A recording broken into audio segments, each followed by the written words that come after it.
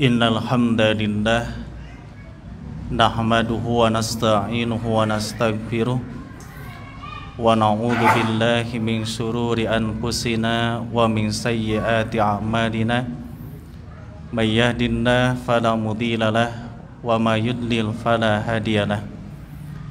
Asyhadu an la ilaha illallah wahdahu la syarika lah wa asyhadu anna Muhammadan abduhu wa rasuluh alladzi la nabiyya wa la rasula ba'da. Wa qala Allah ta'ala fil Qur'anil Karim, a'udzu billahi minasy syaithanir rajim. Ya ayyuhalladzina amanu ittaqullaha haqqa tuqatih wa la tamutunna illa wa antum muslimun. Wa qala ta'ala aidan wa'bud rabbaka hatta ya'tiyakal yakin. Hadirin hadirat ikhwati iman rahimakumullah. Alhamdulillah, puji dan syukur marilah kita panjatkan kehadirat Allah tabaraka ta'ala. Berkat limpahan rahmat dan karunia hidayah darinya, kita dapat berkumpul, bermuajahah, bersilaturahim dalam rangka bertaqarrub ilallah, mendekatkan diri kepada Allah tabaraka wa ta'ala dalam bentuk ibadah, yaitu ibadah talabul ilmi. Mudah-mudahan Allah subhanahu wa ta'ala berkenan mengkaruniakan kepada kita ilmu yang bermanfaat sehingga mampu kita amalkan dan menjadi bekal untuk menghadap kepadanya kelak di yaumil akhir. Hadirin hadirat ikhwati iman rahimakumullah, tidak terasa jika Allah subhanahu wa ta'ala memberikan nikmat karunia usia, kesempatan, maka kita akan bertemu dengan syahrun adim, bulan yang agung, bulan yang penuh dengan barakah, yaitu syahrul Ramadan, bulan Ramadan. Andaikan Ramadan tahun ini adalah Ramadan terakhir dalam hidup kita, boleh tidak Pak Bu mengatakan andaikan? Boleh tidak? Boleh. Di dalam hadis yang diriwayatkan oleh Imam Muslim, Rasulullah sallallahu alaihi wasallam beliau menyampaikan, wa in asabaka sayun, jika tertimpa kepadamu sesuatu, fala takul, janganlah kamu mengatakan lau anni fa'altu kada lakana kada wa kada. Andaikan saya melakukan begini, pasti tidak akan begini, tidak akan begini. Walakin, akan tetapi, kul, katakanlah, qadarullah wa masa'a fa'al, ini adalah takdir Allah yang Allah kehendaki. Fa innallahu tabtahus amalas syaitan, karena sesungguhnya ucapan lau, andaikan, kata Nabi Muhammad sallallahu alaihi wasallam, tabtahu amalas syaitan, membuka pintu amal setan. Kalau berdasarkan hadis ini, mengucapkan andaikan boleh atau tidak? Nah, jantan Robi Pak.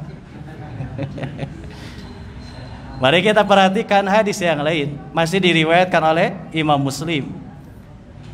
Ketika Nabi Muhammad sallallahu alaihi wasallam beliau menyampaikan tentang 4 macam manusia kaitan dengan harta dan ilmu. Kata Nabi Muhammad sallallahu alaihi wasallam, yang pertama ada orang yang kaya harta, kaya ilmu. Yang kedua, ada orang yang miskin harta tetapi kaya ilmu. Yang ketiga, ada orang yang kaya harta tapi miskin ilmu. Dan yang keempat kita bisa tebak, ada orang yang miskin harta juga miskin ilmu, miskin dua-duanya. Yang pertama dan yang kedua untung, yang ketiga dan yang keempat buntung alias rugi. Ketika Nabi Muhammad SAW menjelaskan tentang orang yang kedua, kata Nabi Muhammad SAW, orang tersebut mengatakan, "Lau kana li mislu mali hada amiltu bihi mislal ladzi ya'mal." Andaikan aku punya harta seperti orang yang pertama, maka aku akan beramal seperti orang tersebut. Pak Bu, amal orang yang pertama apa? Ya kaya harta juga kaya ilmu. Dia melakukan amal ibadah, yaitu amal ibadah harta, amal maliyah. Zakat, infak, sedekah harta, wakaf, ibadah haji dan umrah, ibadah kurban atau ibadah menyembelih. Pokoknya ibadah-ibadah yang membutuhkan modal harta. Kata orang yang kedua, andaikan saya punya harta seperti orang yang pertama, maka saya akan beramal seperti orang tersebut. Mengucapkan andaikan. Lalu bagaimana komentar Nabi Muhammad SAW? Maka Nabi bersabda, huma fi ajris sawa. Keduanya pahalanya sama. Jadi mengucapkan andaikan boleh atau tidak? Tuh robah deui wae. Jadi hukum mengucapkan andaikan adalah tergantung. Tergantung apanya? Tergantung kapan diucapkannya dan tujuannya untuk apa. Apabila diucapkan untuk perkara-perkara yang telah terjadi, tujuannya meratapi, menyesali, protes akan takdir ketetapan Allah Tabaraka wa Ta'ala, maka hukumnya adalah haram. Andaikan kemarin anak saya tidak ikut piknik, pasti sekarang masih hidup, tidak mati kecelakaan. Tujuannya meratapi, menyesali takdir Allah, mengatakan kalimat andaikan dalam perkara tersebut hukumnya adalah haram.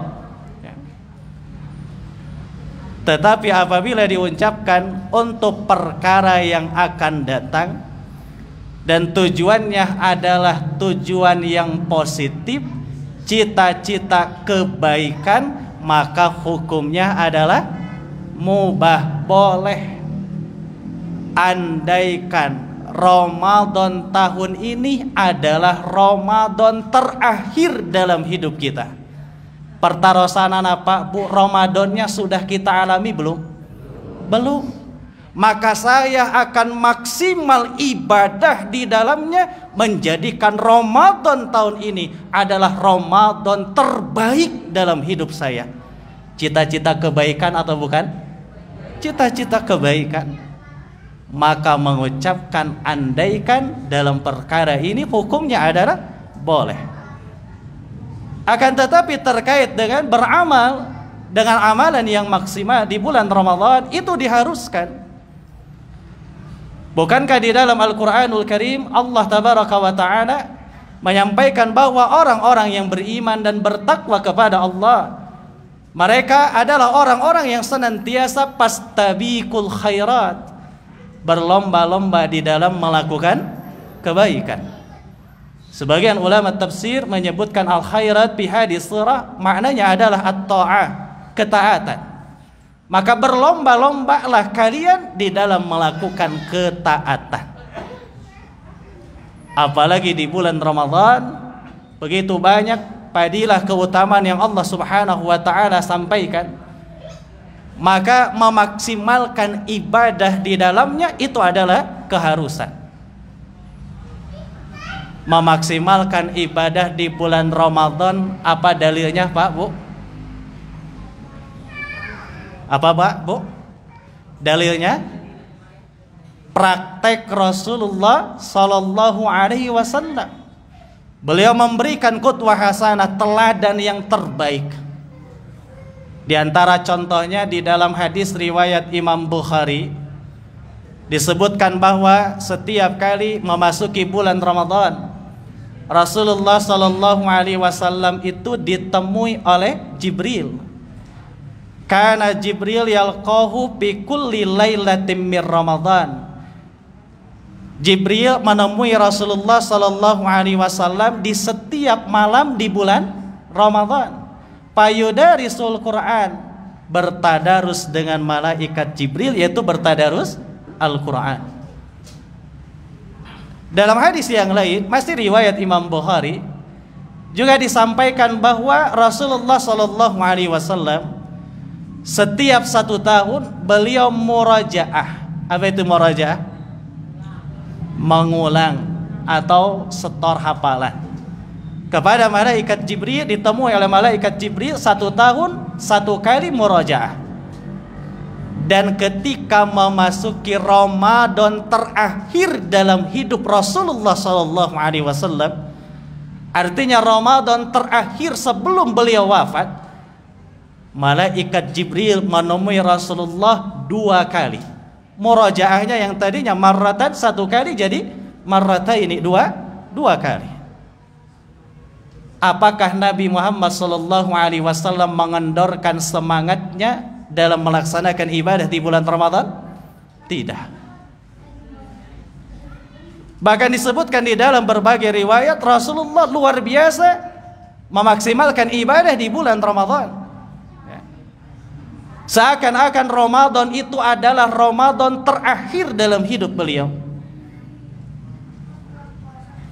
Di antara dalilnya yang tadi disampaikan bahwa ternyata Nabi Muhammad SAW ketika memasuki Ramadan terakhir dalam hidup beliau, sebelum beliau wafat, beliau meningkatkan ibadah kepada Allah Tabaraka wa Ta'ala. Padahal Pak Bu, Nabi Muhammad SAW dijamin masuk surga tidak? Jelas dijamin masuk surga, dijamin terhindar dari siksa api neraka. Beliau adalah seorang nabi, seorang rasul. Akhlaknya sungguh mulia, ibadahnya sungguh luar biasa. Beliau gaspol di dalam melaksanakan ibadah, padahal dijamin masuk surga, dijamin terhindar dari siksa api neraka. Lah saya belum dijamin terhindar dari siksa api neraka, kadang di dalam melaksanakan ibadah masih bermalas-malasan. Ini teladan dari Rasulullah sallallahu alaihi wasallam. Andaikan Ramadan ini adalah Ramadan terakhir dalam hidup kita, maka saya akan memaksimalkan ibadah di dalamnya sehingga menjadi Ramadan yang terbaik sepanjang hidup kita. Hadirin hadirat ikhwati iman rahimakumullah. Andaikan Ramadan tahun ini Ramadan terakhir, berarti mungkin tidak kita wafat di bulan Ramadan tahun ini? Mungkin. Mungkin ada di antara kita yang Allah wafatkan di bulan Ramadan tahun ini dan tidak mengalami Ramadan tahun yang akan datang. Mungkin tidak? Mungkin. Karena perkara al-maut, kematian, tidak ada satupun orang yang tahu kapan ia akan meninggal dunia, di mana tempatnya ia akan meninggal dunia. Suatu kepastian, keniscayaan bahwa setiap manusia akan mengalami al-maut, kematian. Kullu nafsin dha'iqatul maut. Dalam ayat yang lain Allah sebutkan, idza jaa ajaluhum, apabila telah datang ajalnya, fala yastahiruna sa'atan wala yastaqdimun, maka tidak ada satu orang pun yang bisa mendahulukannya atau mengakhirkannya sesaat pun. Oleh Imam Mujahid, seorang ulama pada masa tabi'in, beliau mengatakan kenapa disebut azalun. Ajalun itu artinya waktu akhir hidup di dunia. Diterjemahkan, diartikan kematian, karena mati menunjukkan waktu akhir hidup di dunia, waktunya telah habis di dunia. Kenapa oleh Allah tabaraka wa ta'ala disebut ajalun? Menunjukkan bahwa kematian itu bukan karena ketuaan, mati juga bukan karena sakit, tapi mati karena ajal, telah habis kontrak hidupnya di dunia. Pak Bu, kalau mati karena ketuaan, di masjid ini tidak akan tersisa orang tua. Mun maut disababkeun kakolotan, pasti nu kolot bakal maut. Buktina cucunya meninggal dunia, kakek neneknya masih hidup. Mun maut disababkeun gering, maka setiap nu asup ka rumah sakit moal balik deui pasti maut. Buktinya ada yang masuk rumah sakit, qadarullah Allah takdirkan keluar jadi sehat. Aya nu jak sehat ngantunkeun mendauli orang yang sakit-sakitan berminggu-minggu, bahkan sakit yang menahun, atas takdir Allah tabaraka wa taala. Artinya kematian itu bukan karena ketuaan, mati bukan karena sakit, tapi mati karena ajalun, telah habis waktu hidupnya di dunia. Nah hadirin hadirat ikhwatu iman rahimakumullah, ketika kita meninggal dunia, inginnya masuk kemana? Kemana Pak Bu? Ingin masuk surga. Setelah kita meninggal dunia, cita-cita kita bersama ingin mendapatkan ridho Allah tabaraka wa ta'ala, ingin ditempatkan di tempat terbaiknya kelak di akhirat, yaitu nikmat surga Allah subhanahu wa ta'ala. Ingin termasuk golongan hamba-hamba Allah yang radhiyallahu anhum wa radu'an, Allah ridho kepada mereka dan mereka pun ridho kepada Allah. Ingin termasuk hamba-hamba Allah yang kelak di akhirat difirmankan oleh Allah subhanahu wa ta'ala, fayadkhulunal jannah, maka masuklah kalian ke dalam surganya Allah.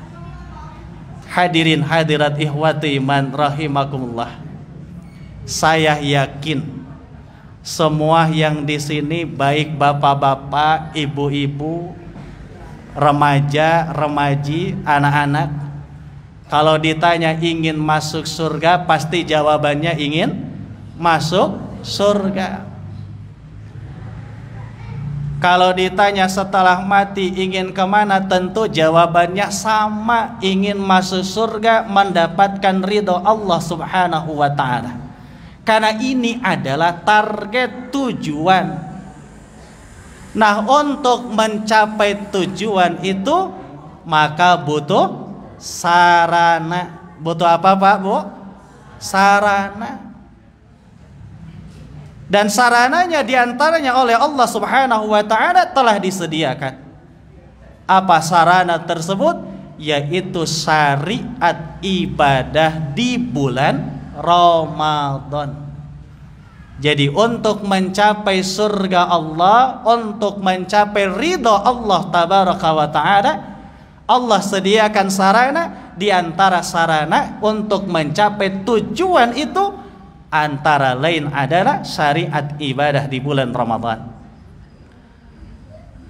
Maka apa saja bekal yang mesti kita persiapkan dalam rangka menghadapi bulan Ramadan agar kita mampu memaksimalkan ibadah di dalamnya sehingga menjadi sarana untuk mendapatkan ridho Allah tabaraka wa ta'ala. Minimal saya akan sampaikan 3 poin saja. Sebetulnya ada 10 poin. Kalau 10 poin sampai subuh Pak. Siap tidak Pak Bu? Mau balik nanu teu siap. Minimal 3. Apa saja bekal untuk menghadapi bulan Ramadan agar Ramadan tahun ini menjadi Ramadan yang terbaik dalam hidup kita? Bekal yang pertama, maksimal di dalam bertolabul ilmi. Apa Pak, Bu? Maksimal dalam bertolabul ilmi atau mencari ilmu agama. Lah Ustadz, apa hubungannya dengan Ramadan? Hadirin hadirat ikhwati iman rahimakumullah, bukankah segala sesuatu itu butuh ilmu? Apalagi ibadah. Ibadah itu mesti ada dasar ilmunya. Karena praktek ibadah yang tidak didasarkan kepada ilmu, maka raddun, tertolak. Imam Bukhari, beliau menulis satu judul di dalam kitab sahihnya, judulnya Babun al-ilmu qoblal qaul wal amal. Bab berilmu sebelum berkata dan beramal. Artinya mesti punya landasan ilmu sebelum mengatakan sesuatu dan sebelum beramal. Artinya segala sesuatunya butuh ilmu, apalagi ibadah di bulan Ramadan butuh ilmu. Bagaimana ibadah saum yang dicontohkan oleh Rasulullah sallallahu alaihi wasallam? Bagaimana ilmunya tentang qiyamul Ramadan berdasarkan sunnah Rasulullah sallallahu alaihi wasallam? Bagaimana cara iktikaf Nabi Muhammad sallallahu alaihi wasallam? Dan berbagai ibadah di bulan Ramadan mesti bersumber pada ilmu. Maka dalam rangka mapag Ramadan, kita mesti maksimal gaspol di dalam bertolabul ilmi. Pak, Bu, mencari ilmu agama itu apa hukumnya? Hukumnya adalah wajib. Naon dalilna? Nangah ulang. Di antara dalilnya dalam hadis riwayat Ibnu Majah, dan hadis ini dinyatakan sahih oleh Syalbani di dalam kitab Silsilah As-Sahihah. Kata Nabi Muhammad sallallahu alaihi wasallam, talabul ilmi faridatun ala kulli muslim. Mencari ilmu itu adalah kewajiban bagi setiap orang muslim. Kalimatnya jelas, faridah. Lalu ada ungkapan dari Nabi Muhammad sallallahu alaihi wasallam, ala kulli muslim. Lafaz kullu di dalam bahasa Arab salah satu maknanya li jami'il a'ja, untuk mengungkapkan keseluruhan bagian. Berarti yang wajib mencari ilmu apakah hanya bapak-bapak atau ibu-ibu? Kedua-duanya. Apakah yang wajib mencari ilmu agama hanya para jamaah atau para ustadz? Kedua-duanya. Jangan punya anggapan seseorang disebut ulama, disebut kiai, disebut ustadz, disebut syekh, lantas mereka berhenti belajar ilmu agama. Tidak. Bahkan para ulama-ulama terdahulu, kalangan para sahabat, kalangan para tabi'in, tabi'in, atau sering disebut dengan para ulama salaf, mereka sampai menempuh ribuan kilometer hanya untuk mendapatkan keterangan tafsir satu ayat, hanya untuk mendapatkan keterangan satu hadis. Harus menempuh berapa kilometer? Berapa Pak, Bu? Ribuan kilometer. Bapak-bapak dan ibu-ibu dari rumah ke sini mencari ilmu agama berapa ribu kilometer? Ada yang paling jauh? Saya dari Cimahi, berarti saya yang paling jauh. Alhamdulillah. Lah kok kenapa para ulama-ulama terdahulu mereka sampai rela menempuh ribuan kilometer hanya untuk mendapatkan keterangan tafsir satu ayat, untuk mendapatkan keterangan hadis satu? Karena mereka yakin mencari ilmu agama adalah kewajiban dan ibadah. Dan ibadah itu kapan berhentinya? Sampai kita meninggal dunia. Makanya di dalam Al-Qur'anul Karim Allah tabaraka wa ta'ala menyampaikan wa'bud rabbaka hatta ya'tiyakal yakin. Beribadahlah kalian kepada Allah sampai datang kepada kalian al-yakin. Para ulama tafsir termasuk Imam Mujahid juga menyampaikan yang dimaksud al-yakin di dalam ayat ini adalah ajalun, kematian. Maka maknanya beribadahlah kalian kepada Allah sampai datang al-yakin, maksudnya adalah datang kematian. Jadi belajar ilmu agama itu ada pensiunnya tidak? Gak ada. Baru berhenti kalau kita mati. Makanya antara bersekolah dengan belajar ada bedanya tidak? Jelas ada bedanya. Kalau sekolah pasti ada tamatnya.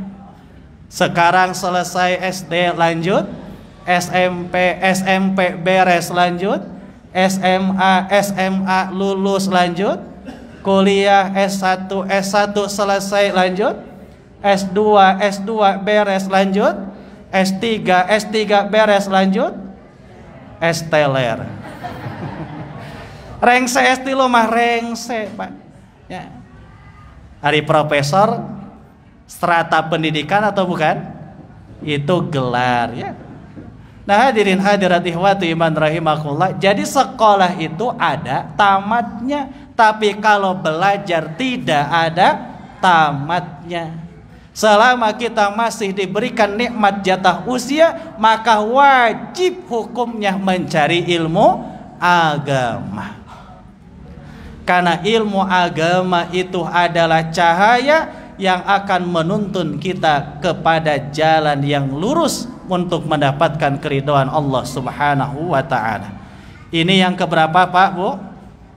Yang pertama, bekal menghadapi bulan Ramadan yaitu gaspol maksimal di dalam bertolabul ilmi, mempersiapkan ilmu.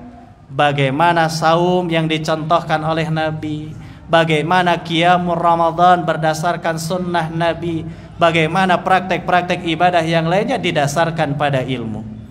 Ini yang pertama. Yang kedua, bekal dalam rangka menghadapi bulan Ramadan yaitu maksimal di dalam beramal. Apa Pak Bu? Maksimal di dalam beramal. Apa saja amalan yang disyariatkan di bulan Ramadan? Apa Pak Bu? Nah, ibadah saum Ramadan. Ini kan yang pokok. Ibadah wajib, ibadah saum Ramadan.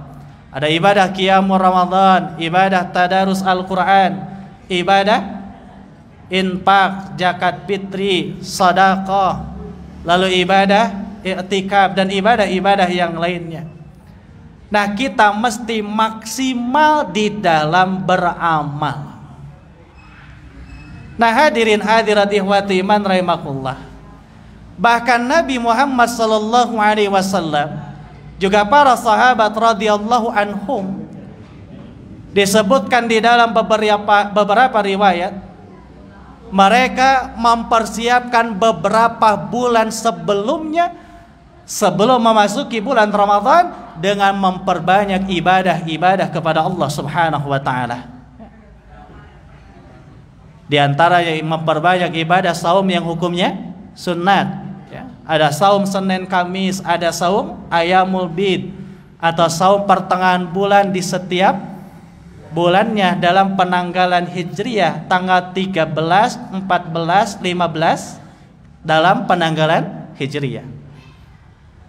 Memperbanyak qiyamul lail, salat-salat tahajud ya, salat witir, mempersiapkan diri untuk menghadapi bulan Ramadan.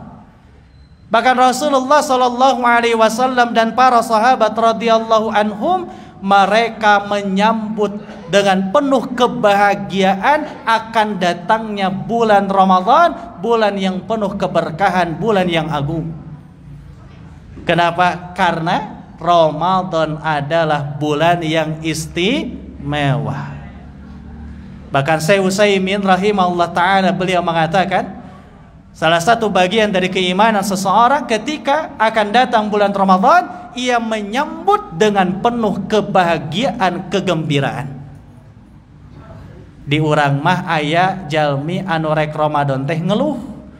Nah, asa cik keneh Ramadan ayeuna sakedeung di Ramadan. Aduh. Hoream puasa sana gitu ya. Ada juga yang menyambut bulan Ramadan dengan penuh kegembiraan, tetapi ternyata bukan kaitan dengan ibadah. Kaitannya dengan urusan duniawi. Alhamdulillah sakedeung di Ramadan bisa jualan kolak ya. Tadina eueuh mata pencarian rek Ramadan mah ngadadak ari calan. Anu icalan kolak, icalan naon deui Bu? Korma gitu nya. Dan lain sebagainya.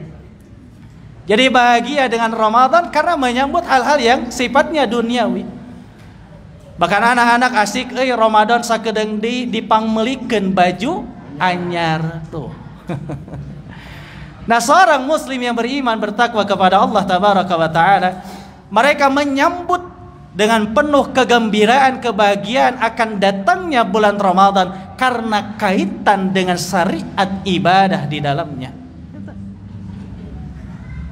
Makanya Pak Bu, Ramadan itu istimewa karena bulannya atau bukan? Pak Bu, Ramadan itu disebut istimewa karena bulannya atau bukan? Ternyata bukan karena bulannya, tetapi karena syariat ibadah di dalamnya dan peristiwa khusus yang terjadi di dalamnya. Kalau kita perhatikan sejarah, bukankah nama Ramadan itu sudah ada jauh sebelum Nabi Muhammad SAW diangkat jadi Nabi dan Rasul? Nama-nama bulan di Arab itu sudah ada. Apa saja Pak Bu? Bulan pertama bulan Muharram, kedua bulan Kasawal deui Sopar, yang ketiga bulan Rabiul Awal, di orang sok disebut bulan mulut cenanya. Yang keempat Rabiul Tsani, yang kelima Jumadil Ula, yang keenam Jumadil Akhir, yang ketujuh Rajab, yang ke-8 Sya'ban. Selesai Sya'ban Ramadan, rengse Ramadan tuh pang tarikna kana bulan Syawal mah. Nah, ada ingetna teh kupat jeung baju enggal gitu nya. Selesai Syawal bulan ke-11 Zulqa'dah. Bulan yang terakhir bulan Zulhijjah. Imam Jamakhsyari beliau menyampaikan nama-nama bulan di Arab itu sudah ada jauh sebelum Nabi diangkat jadi Nabi dan Rasul.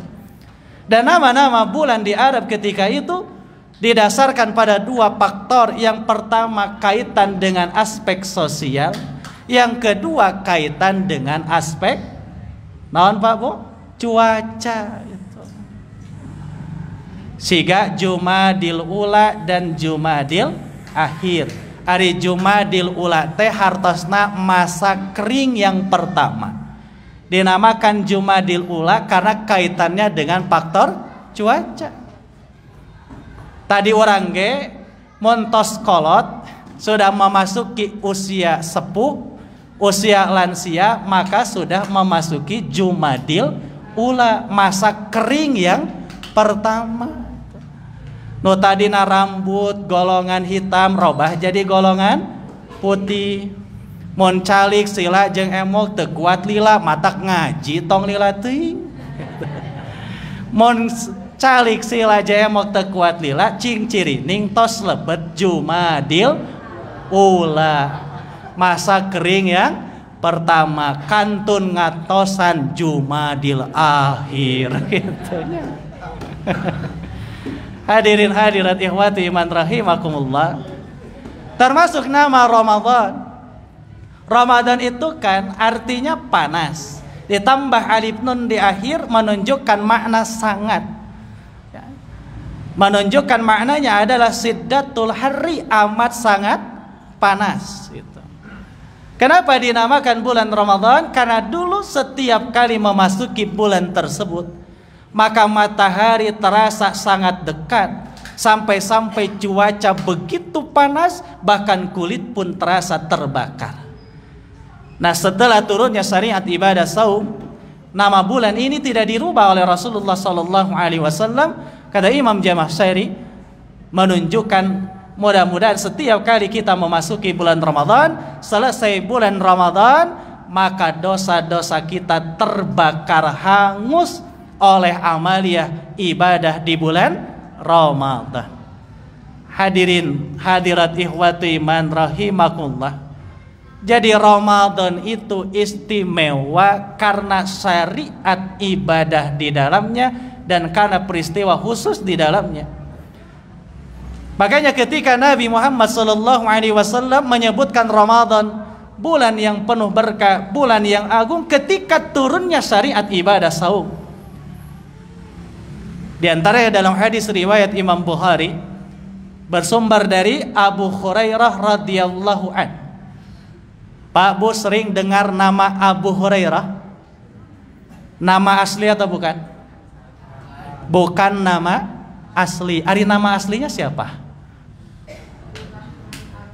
Kulan? Abdurrahman bin Sahar al-Yamani al-Ad-Dausi. Beliau lahir di mana? Di Ad-Daus di Yaman. Berarti beliau adalah orang Yaman. Dulu biasa dinisbahkan nama kepada bapak atau ke tempat kelahiran. Imam At-Tirmidzi disebut At-Tirmidzi karena lahir di mana? Tirmidz. Dulu ada ulama besar dari Indonesia, lama di Mekah, wafat di sana, namanya An-Nawawi Al-Bantani. Berarti orang mana? Orang Banten. Ayeuna nunuju nyarios Nasrul Haq As-Sundawi. Orang mana? Orang Sundanya. Seperti hanya orang-orang Quraisy itu kan asalnya Quraisy itu nama orang atau nama julukan? Cik Pak Bu hafal Quran surah Quraisy? Insya Allah hafal sareng tafsir nanya Pak Bunya. Apa bunyi ayat yang pertama? Li'ila fi Quraisyin. Kata para ulama tafsir, lafaz Quraisy di dalam Al-Quran hanya disebut satu kali di dalam surah tersebut. Siapakah Quraisy itu?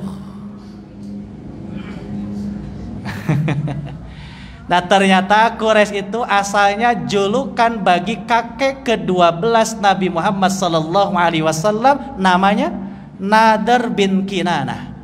Ada juga yang menyebutkan bahwa Quraisy adalah julukan bagi kakek ke-10 Nabi Muhammad SAW, namanya Fihr bin Malik bin Nadr bin Kinanah.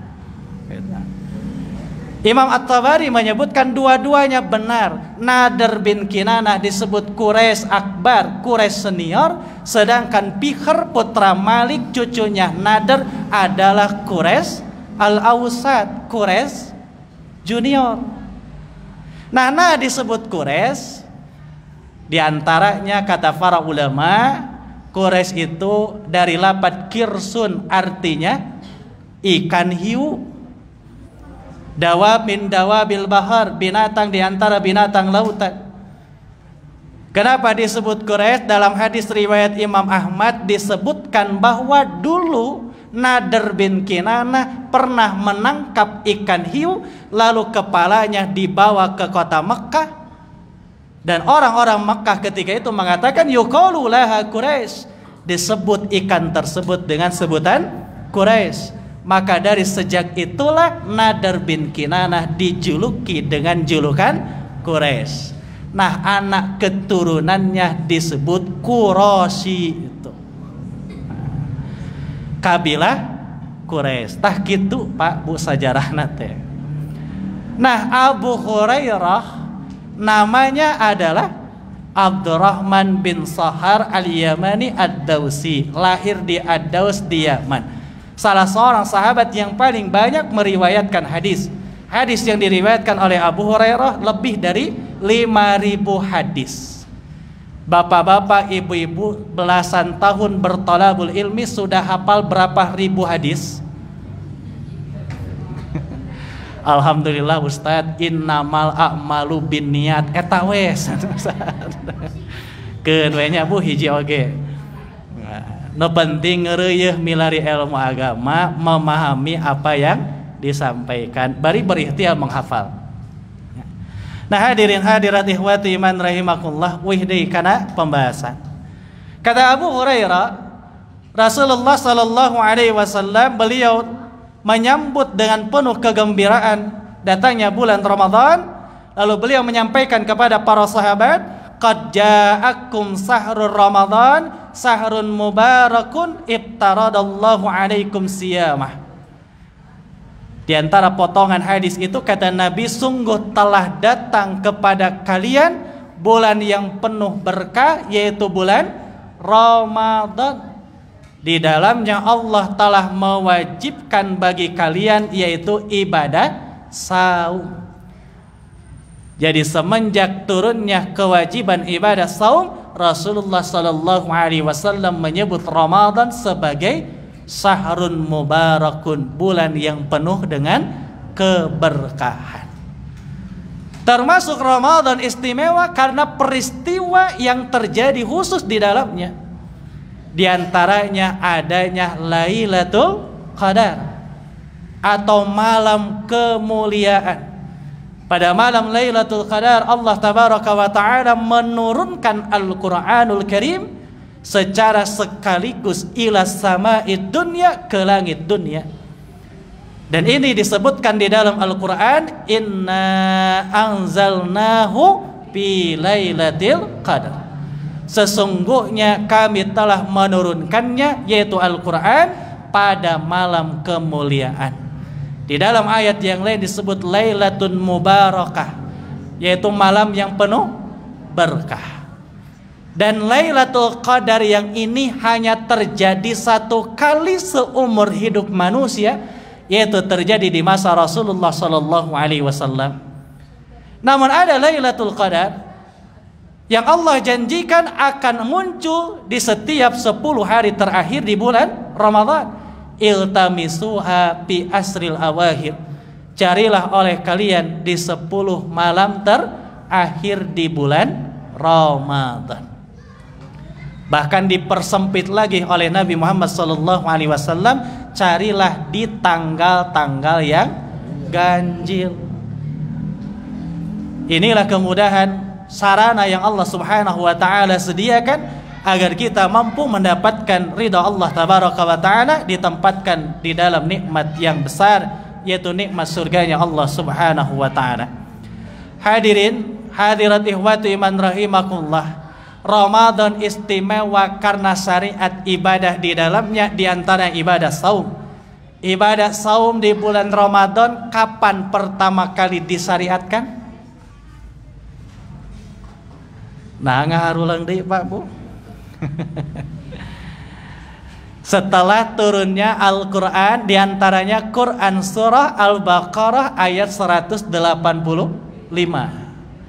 Sahrul Ramadan alladzi unzila fihil Quran hudal linnas wa bayyinatin minal huda wal furqan faman sahida minkumus sahra falyasumhu.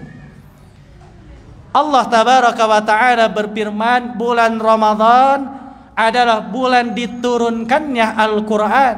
Al-Quran adalah hudan, petunjuk, dan bayyinatin minal huda, penjelasan dari petunjuk, wal furqan, pembeda. Lalu Allah tabaraka wa ta'ala menyampaikan di dalam ayat tersebut, paman sahida minkumus sahra falyasumhu. Maka barang siapa yang menyaksikan bulan Ramadan, maksudnya masuk di bulan Ramadan, maka bagi mereka laksanakanlah ibadah saum. Ibnu Hajar Asqalani rahimahullah ta'ala beliau mengatakan bahwa turunnya syariat ibadah saum yaitu di tahun kedua Hijriyah. Lalu Sayyid Sabiq di dalam kitab Fiqh Sunnah merinci bahwa ibadah saum pertama kali disyariatkan kepada Nabi Muhammad SAW ketika tersisa 2 hari terakhir di bulan Sya'ban pada tahun kedua Hijriyah. Ketika itu Nabi Muhammad SAW menyampaikan kepada para sahabat, Ramadan adalah sahrun mubarakun, bulan yang penuh berkah. Nah, dari syariat ibadah ini maka ada fadilah keutamaan yang luar biasa. Di antaranya Ramadan karena syariat ibadah di dalamnya disebut bulan yang penuh ampunan dari Allah tabaraka wa taala. Dalam satu hadis Rasulullah sallallahu alaihi wasallam beliau menyampaikan, as-salawatul khamsa, salat 5 waktu, wal jum'atu ilal jum'ah, Jumat ke Jumat lagi, wa ramadhanu ila Ramadan, dan dari Ramadan ke Ramadan lagi, mukaffiratul lima bainahuma idastunibatil kabair, akan diampuni dosa di antara keduanya apabila meninggalkan dosa-dosa yang besar. Artinya bulan Ramadan adalah bulan pengampunan dosa. Karena ada syariat ibadah di dalamnya apabila kita melakukan ibadah tersebut dengan dasar imanan wahtisaban, dengan dasar iman dan ihtisab, mengharap ridha, ikhlas hanya mengharap ridha Allah tabaraka wa taala, maka akan diampuni dosa-dosanya yang telah lalu. Man shoma ramadhana imanan wahtisaban ghufira lahu ma taqaddama min dhanbi. Man qama ramadhana imanan wahtisaban ghufira lahu ma taqaddama min dhanbi. Dan masih ada hadis-hadis yang lainnya. Barang siapa yang ibadah saum, ibadah qiyamul Ramadan, ia qiyam berdiri pada saat malam Lailatul Qadar dengan dasar iman, ikhtisab, mengharap ridha Allah tabaraka wa taala, maka akan diampuni dosa-dosanya yang telah lalu. Hadirin hadirat ikhwatu iman rahimakumullah, dan masih banyak keutamaan-keutamaan yang lainnya. Oleh karena itu, dalam rangka menghadapi bulan Ramadan, bulan yang penuh peluang amal ibadah di dalamnya, maka bekal yang kedua ini maksimal di dalam beramal mesti kita ikhtiarkan, sehingga kita dimudahkan oleh Allah Subhanahu wa taala ketika kita melakukan ibadah-ibadah di bulan Ramadan. Ini yang keberapa Pak Bu? Yang kedua. Terakhir, yang ketiga. Apa yang ketiga? Maksimal di dalam memperbaiki diri. Tadi yang pertama maksimal dalam bertolabul ilmi, gaspol mencari ilmu agama, mempersiapkan diri dengan ilmu untuk menghadapi bulan Ramadan. Yang kedua maksimal di dalam beramal. Bahkan Nabi dan para sahabat radhiyallahu anhum, mereka memperbanyak ibadah-ibadah sunnah beberapa bulan sebelum memasuki bulan Ramadan. Dan yang ketiga maksimal di dalam memperbaiki diri. Kenapa mesti maksimal dalam memperbaiki diri? Mungkin Ramadan yang telah lalu kita belum maksimal di dalam melaksanakan ibadah saum di dalamnya. Kita hanya sebatas menahan diri dari lapar dan dahaga, tapi masih tetap suka membicarakan aib orang lain. Mungkin di Ramadan sebelumnya kita melaksanakan ibadah saum, tetapi pelit mengeluarkan harta di jalan Allah tabaraka wa ta'ala. Mungkin di Ramadan sebelumnya kita semangat melaksanakan ibadah saum, tetapi malas melakukan ibadah-ibadah yang lainnya, bahkan ibadah sholat, ibadah yang hukumnya wajib ditinggalkan. Mungkin di bulan Ramadan sebelumnya kita belum maksimal dan optimal mendekatkan diri kepada Allah tabaraka wa ta'ala. Mumpung Allah masih berikan nikmat jatah usia kepada kita, Mudah-mudahan Allah sampaikan usia kita kepada Ramadan tahun ini. Maka maksimallah di dalam memperbaiki diri, memuhasabah diri. Jadikanlah Ramadan tahun ini sebagai Ramadan yang terbaik dalam hidup kita. Ada sebuah kisah yang disampaikan oleh Imam Ibnu Katsir rahimahullah ketika beliau menafsirkan salah satu ayat di dalam Al-Quran, yaitu Quran surah Ghafir ayat yang ketiga. Nama lain surah Ghafir adalah surah Al-Mu'min. Pada ayat tersebut Allah tabaraka wa ta'ala berfirman, Ghafirid danbi wa qabilit taubi sadidil iqabi ditauli la ilaha illa huwa ilaihil masir. Allah tabaraka wa ta'ala berfirman, Ghafirid danbi, Allah adalah yang maha mengampuni dosa. Wa qabilit taubi, Allah maha penerima taubat. Sadidil iqab, tapi ingat siksaan Allah subhanahu wa ta'ala itu sangatlah berat. Ditauli, Allah yang maha memiliki karunia. La ilaha illa huwa, tidak ada Tuhan kecuali hanyalah Dia, yaitu Allah tabaraka wa ta'ala. Ilaihil masir, kepadanya lah kita semuanya akan kembali. Ketika menafsirkan ayat ini, Imam Ibnu Katsir membawakan satu kisah yang terjadi pada masa Khalifah Umar ibn al-Khattab radhiyallahu an. Pada masa Umar ibn al-Khattab, ada salah seorang Fulan bin Fulan. Ia tinggal di Syam, di luar kota Mekkah. Tapi ia rajin menemui Umar bin Khattab dan para sahabat yang lainnya untuk datang mencari ilmu dari mereka. Begitu semangatnya ia, setiap kali ada kajian yang disampaikan oleh para sahabat, ia selalu hadir, tidak pernah absen. Satu saat di majlis Umar bin Khattab, Fulan bin Fulan tersebut tidak ada. Pertemuan kedua nggak ada, pertemuan ketiga nggak ada. Maka ditanyakan oleh Umar bin Khattab, kemana orang tersebut? Lalu sampai berita kepada salah seorang sahabat, disampaikan kepada Umar bin Khattab bahwa orang tersebut sekarang dalam keadaan futur. Ia dalam keadaan malas ibadah.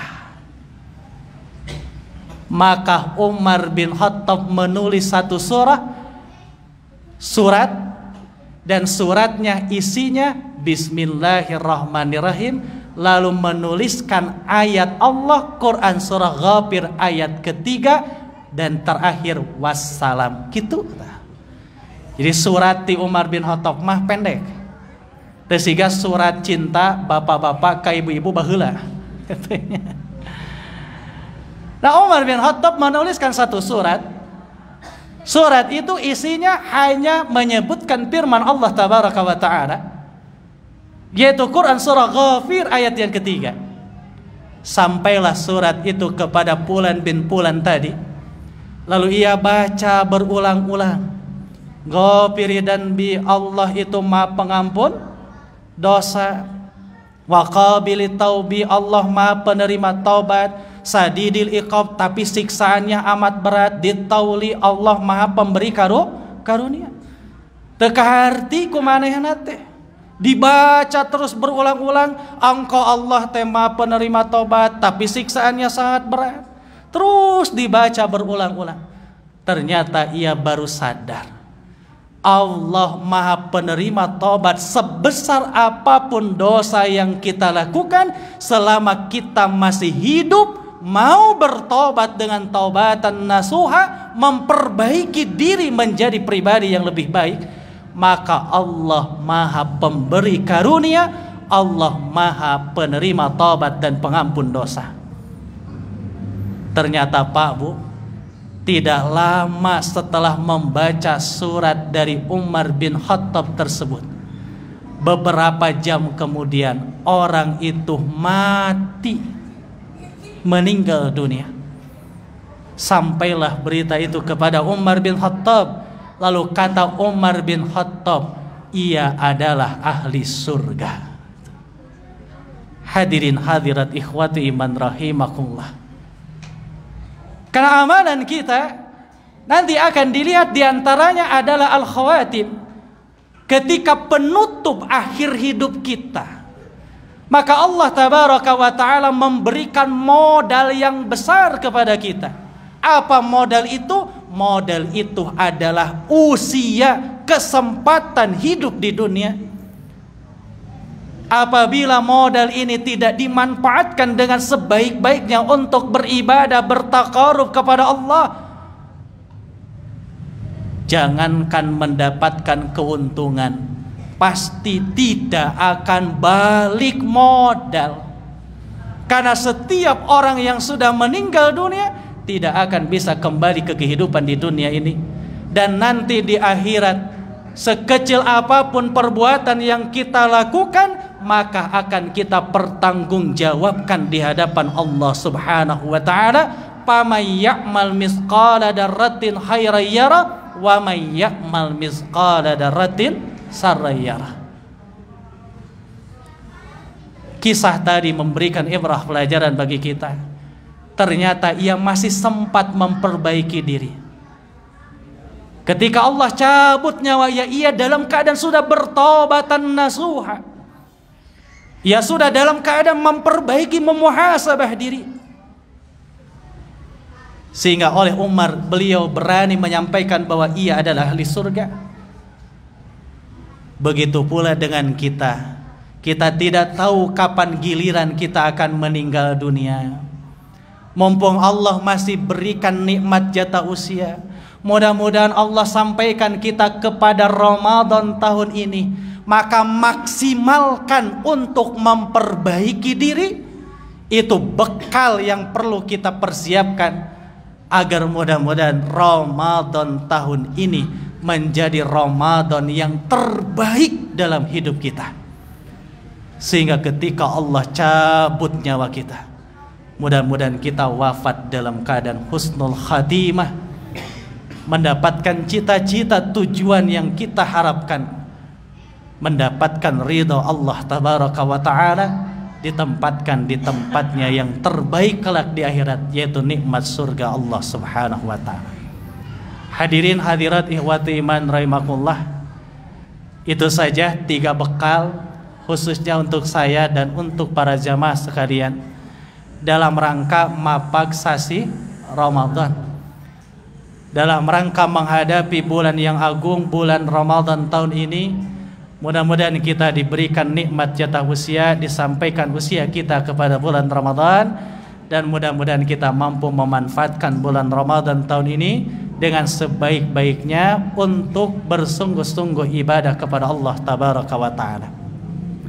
Hadirin hadirat ihwati iman rahimakumullah, ninggal jam tos sajam langkung 5 menit. Biasana ari pengawasan langkung ti sajam mah ningal mau balik teh ngaletikan leus we ngaleungit. Si orang lain mau balik nanu ngaleungit, jamaah na pindah ke alam mimpi. Asa kitu wae nu tiasa didugikeun, hapunten anu kasuhun. Yang seharusnya menyampaikan tausiah yaitu pun Bapak Al-Ustadz Supriyatna MPDI, tapi kebetulan beliau hari ini sedang musyawarah kerja nasional pimpinan pusat Persatuan Islam, karena beliau adalah sekretaris bidang dakwah PP Persis.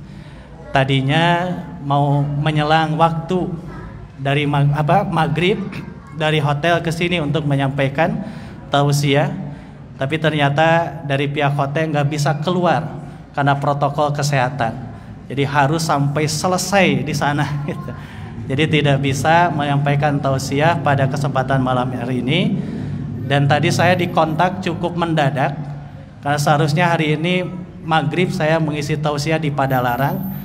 Saya batalkan karena kalau sudah disuruh oleh orang tua tidak bisa nolak. Nah hadirin hadirat ihwati iman rahimakumullah, alhamdulillah mudah-mudahan menjadi ilmu yang bermanfaat bagi kita sekalian. Mohon maaf apabila banyak kekurangan. Rabbana atina fid dunya hasanah wa fil akhirati hasanah wa qina adzabannar. Aqulu qauli hada wa astaghfirullah li wa lakum. Assalamualaikum warahmatullahi wabarakatuh.